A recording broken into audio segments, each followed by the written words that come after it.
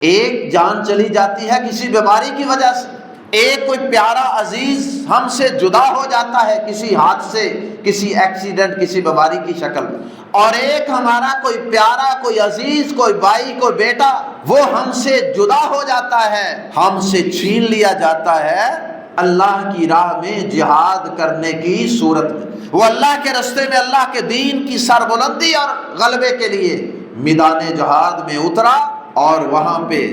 اللہ پاک نے اس کو شہادت کے رتبے پر فائز کر دیا۔ فَيَقْتُلُونَ وَيُقْتَلُونَ، ایمان والے کافروں کو قتل کرتے بھی ہیں اور خود شہید ہو بھی جاتے ہیں۔ اب یہ اللہ کا بندہ، تمہارا کوئی پیارا عزیز اللہ کی راہ میں کٹ گیا، اللہ کی راہ میں قربان ہو گیا، یہ بھی تو آزمائش ہے، لیکن اس آزمائش کے اندر ساتھ ساتھ تمہارے لیے بہت بڑی بشارت اور خوشخبریاں بھی ہیں کہ اللہ پاک نے تمہارے بھائی بیٹے کو،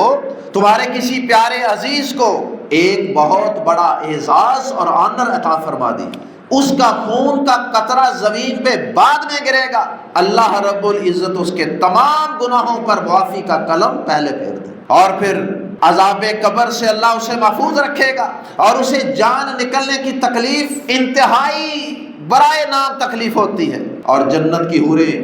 اس کا لباس لے کر آ جاتی، جنت میں اس کے لیے 72 حوروں کے وعدے، اور اسی طرح اور بھی بے شمار وعدے۔